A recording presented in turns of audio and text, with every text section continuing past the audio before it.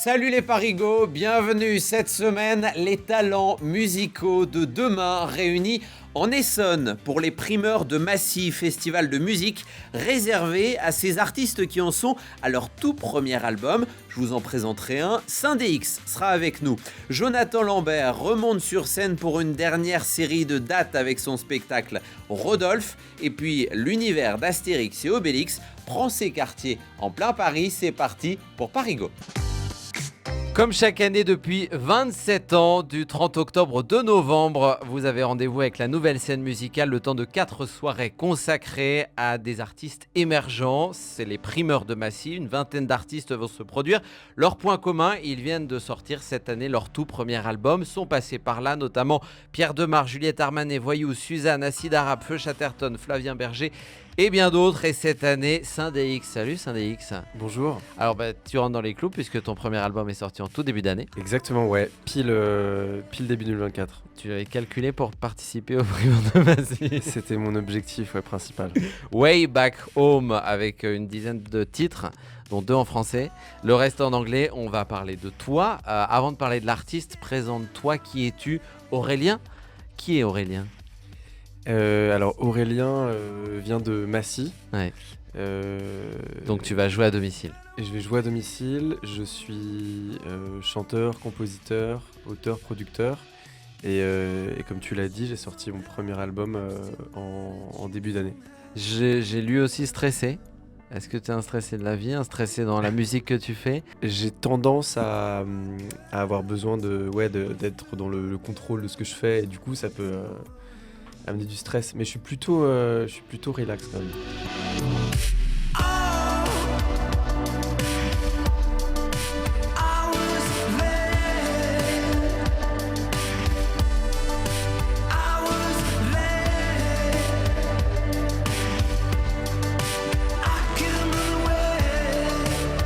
On est ici à Pantin dans ton studio, tu as aujourd'hui 37 ans, mais la musique ne date pas d'hier. Pour toi, ça fait combien de temps que t'en fais? La première fois que je me suis retrouvé face à un instrument de musique, Ouais. j'avais 8 ans. J'ai démarré par le piano. Un piano, ok. Et puis j'ai vraiment, mon initiation musicale a vraiment commencé quand j'avais 12 ans et que j'ai découvert tous les groupes de rock qui m'ont façonné, Guns N' Roses, Nirvana, Pink Floyd.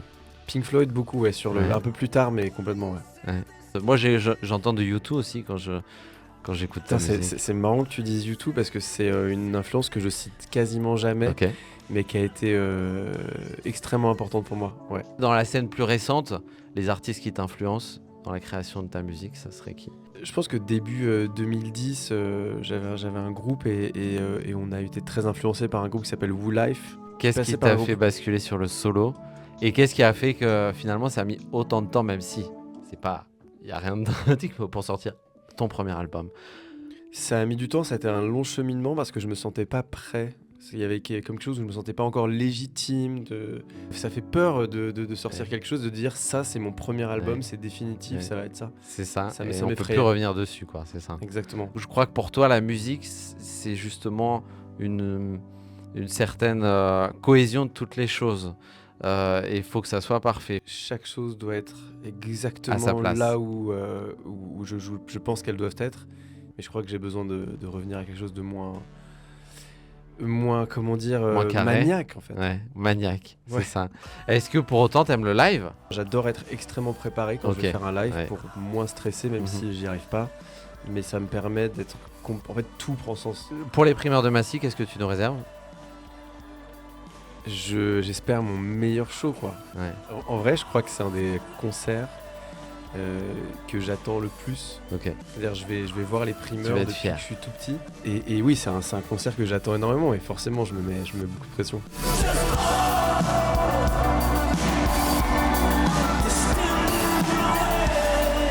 Dans ta musique, c'est l'amour qui prévaut. Je crois que c'est un des sentiments les plus puissants Mhm. qu'on puisse ressentir.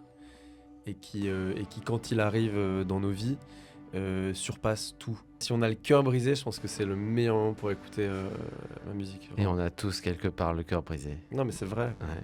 Way Back Home, Syndéx, donc tu seras au primeur de Massy qui se déroule du 30 octobre au 2 novembre à Massy. Merci Syndéx. Merci beaucoup. Salut, c'est Jonathan Lambert. Eh bien, vous pouvez me retrouver donc tous les lundis soirs sur la scène du théâtre de la Pépinière à 19h parce que je me couche tôt. J'ai vieilli. Je ne sais pas si je suis devenu con, mais une chose est certaine, je mange moins de viande.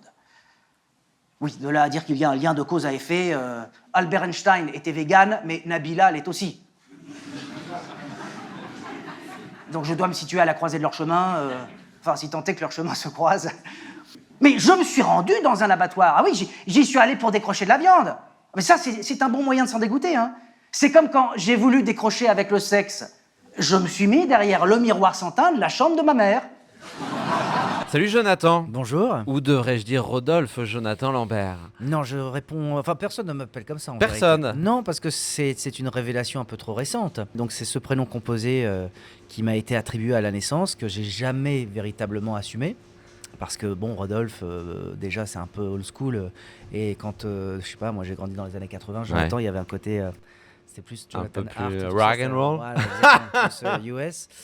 Et puis voilà, quand mon père est parti et que j'ai décidé d'écrire un spectacle, je me suis réattribué ce prénom. Ce qu'on réalise, c'est qu'on ne te connaît pas avant d'avoir vu ce spectacle. C'est-à-dire qu'on apprend tout de toi dans ce spectacle. Je sais pas à quel point on me découvre, mais évidemment c'est un spectacle qui me tient à cœur parce que c'est la première fois que je parle de moi. J'avais l'impression finalement que parler de ma vie n'avait aucun intérêt. Okay. Parce que j'avais pas l'impression d'avoir une vie.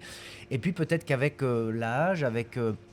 le recul, la distance et la dérision. Mon père est parti, je me suis dit écrire un spectacle sur c'est un peu un spectacle hommage aussi ou pas du coup? Il y a de l'hommage, mais surtout j'avais envie de montrer qu'on pouvait rire aussi de la mort, voilà, qui est pour moi le plus beau bras d'honneur qu'on puisse lui adresser. Très bien. Donc arrête-moi si je me trompe. Exit Jonathan Lambert, tu es donc Rodolphe Jonathan Lambert, c'était le prénom de ton père. Tu es marié depuis belle lurette. Oh, c'est une belle expression ça. Tu as 3 enfants.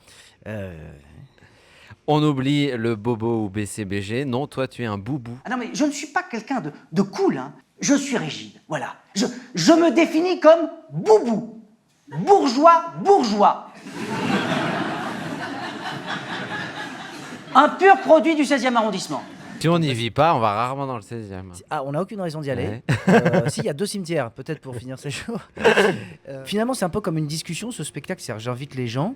Enfin, j'invite. Je les invite pas tout à fait, puisque le spectacle est payant, je le rappelle. Tu les invites à prendre leur place. Voilà, j'invite leur curiosité et j'invite leur portefeuille à prendre place et à écouter une sorte de récit autobiographique. Ce fil conducteur, justement, et tu parlais de discussion, mais c'est un monologue, avec des apartés et parfois des réactions avec le public, j'ai l'impression que même les respirations sont calculées au millimètre, que c'est très précis. En fait, moi, je ne fais pas du tout confiance en mes talents d'improvisateur. Ouais.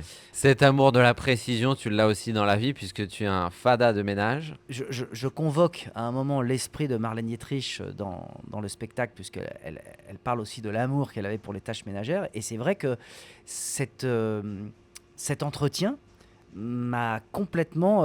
je me suis dit, je ne suis pas seul. Ouais. Mais par exemple, je peux vous donner un truc tout bête. L'argenterie, je le fais avec du dentifrice. Ok, Pas et une du brosse tout. à dents. Non, pas de pas brosse du à tout. dents, juste un petit chiffon doux, du Un petit dentifrice. chiffon doux. On laisse agir le dentifrice. à Une terre, bonne des pâte à dents. fourchettes, je vous assure. Non, mais faites-en l'expérience, c'est merveilleux. On s'est donné rendez-vous ici au Le Blitz Blitz Society. Métro Saint-Sulpice, où les échecs sont rois. Ouais. Pourquoi?